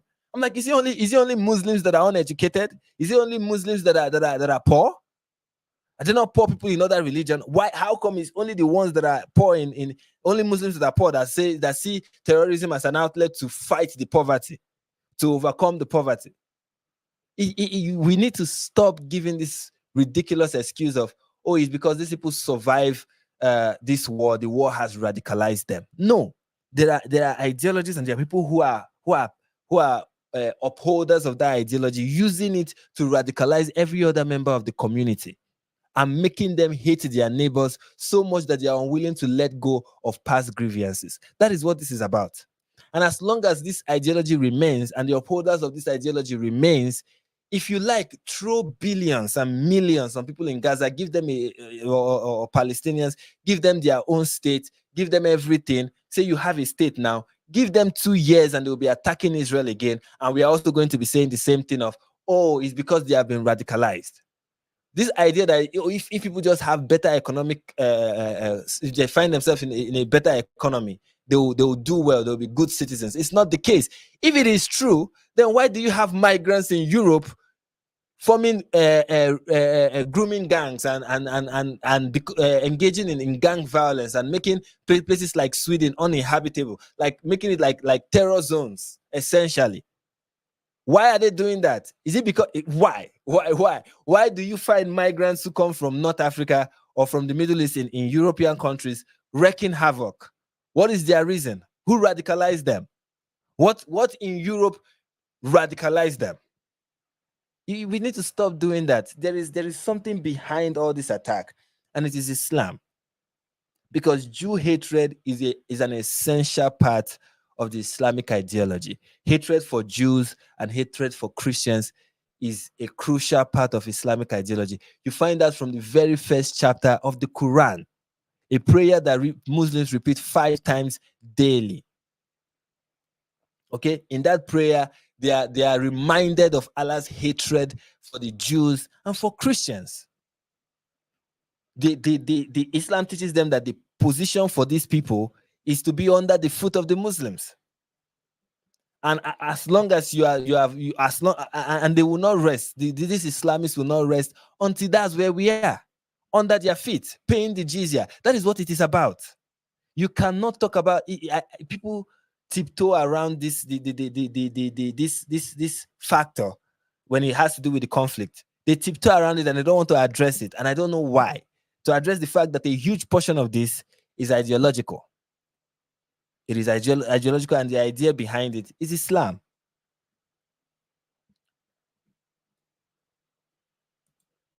And this has been widely reported in the Times of Israel, in Haaretz.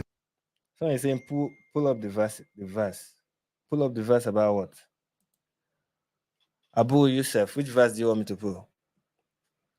Is it the part that says fight the until they pay the jizya?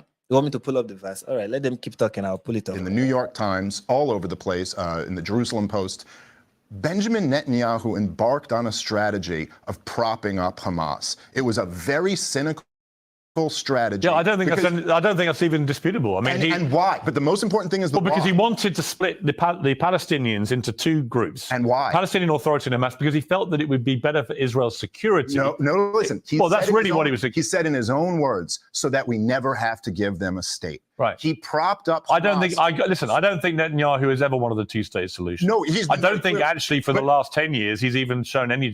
Here's the verse. You want me to pull it up? Here it is.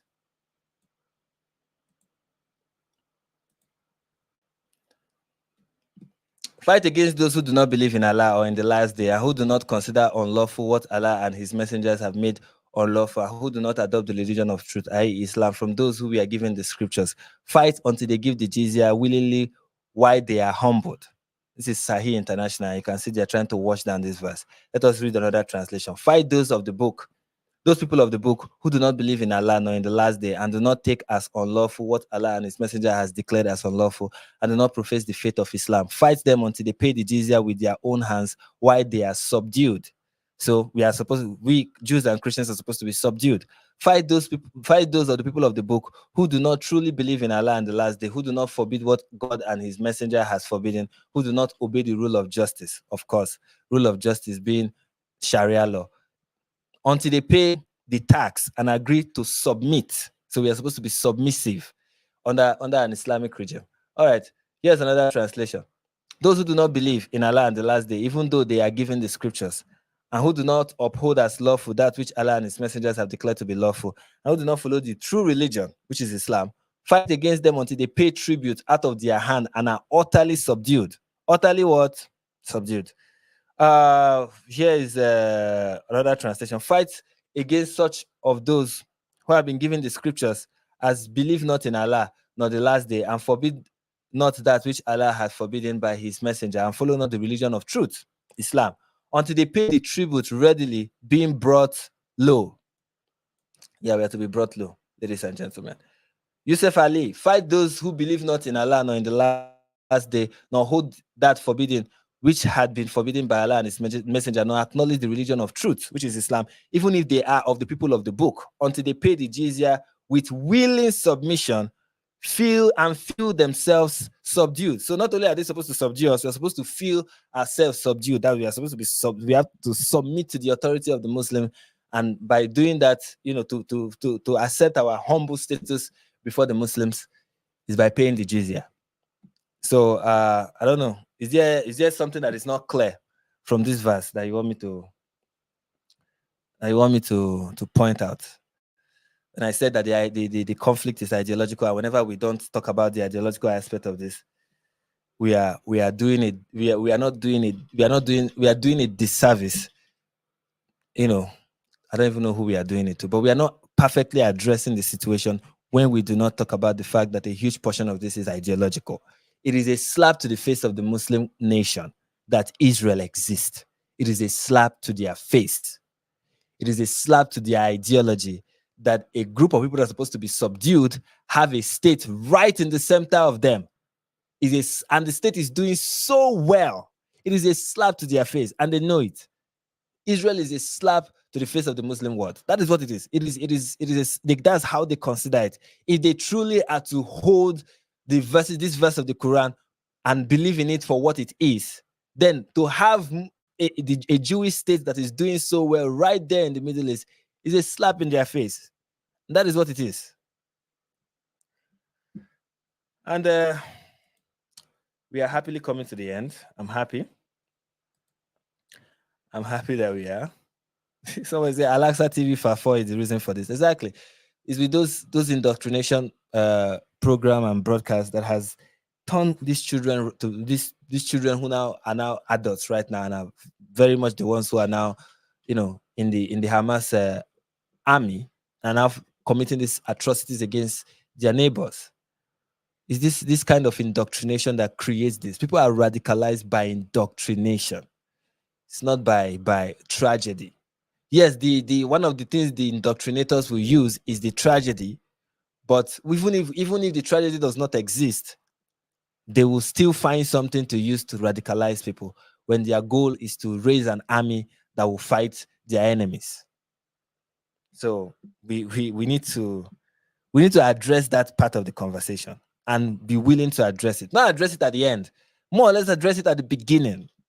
Start the conversation with that. And say, look, we have, this is part of this, a huge portion of this has to do with Islam. Let's accept that. Stop making it look like, oh, these people are trying to liberate themselves. Liberate themselves from what exactly? What are the people of Gaza trying to liberate themselves from? That is brought to them by Israel. They talk about the blockade. Well, Egypt had a blockade as well. It's not one country that had a blockade around Gaza. It was two, but people keep mentioning one. Funny enough, the one that they keep accusing is the one who was giving people in Gaza work permits to come and work in Israel. When they are sick, they bring the sick people from Gaza to Israel to receive medical treatment. And that is the people, that is the country that everybody's like, oh, look at them, they put a blockade. You had people from that country who we are actively trying to help people in Gaza before October 7. Many of them were people who were attacked on October 7. And we're going to act like this is a form of resistance. No, it is not. That attack has nothing to, it had more to do with religion. And we have to call it out for what it is and stop tiptoeing about this aspect of the conversation. And with that, we are going to call this live stream. We're going to, bring this live stream to a close. And thank you all for staying with me this far. We've stayed for longer than an hour. That's a major achievement. I'm trying to ease into the live stream mode. Not really used to it, but thank you all for being around, for supporting, for your chats, for all the argument that I can see in the comments, and I'm in the live comment, and I'm happily ignoring. Except I see one that is like, okay, let me just react to this one. But for the most part, I just ignore most of these comments. Sorry, guys. If you want me to react to your comments, make a super chat, and I will notice you. Sorry. I did not make this rule. This is the rule that I met. Sorry. And I hope you guys sign up for join the membership. The membership is open, and I'm looking forward to many of you joining. You get easy early access to the videos that I'll be releasing moving forward. And it's just 1 tier membership, so the perks are not much, but hey, it's something. And if you want to support this channel, that's your opportunity. So yeah, with that being said, thank you for staying with me this far, and until we meet again. Okay, yeah, before I go, next week I'll be having a couple of live streams, but not on my channel. It's with other people. I have a couple of invitations. I'll be posting that on the membership post. On the channel post, not membership post, on the channel post. So if you see those, I'll be posting links to those live stream. And if you want to join, you can. Just watch out for my channel post.